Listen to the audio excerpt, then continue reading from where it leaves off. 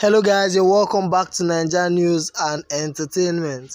Ultimate Love Teresa meets her future mother-in-law for the first time. You won't believe what happened.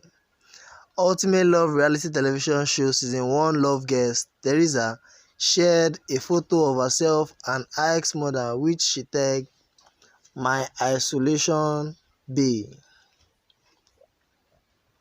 She was pictured spending the isolation time with her future mother-in-law and other family members of Ike. See how Nigerians reacted to the photo. Teresa and her mother-in-law loves each other. Love leads, every other thing follows. #Teresa our queen, Mrs. Nnama, queen mother. The best thing to see this boring night, the picture speaks volume. Mama's beauty is legendary. Lots of love from me to you both.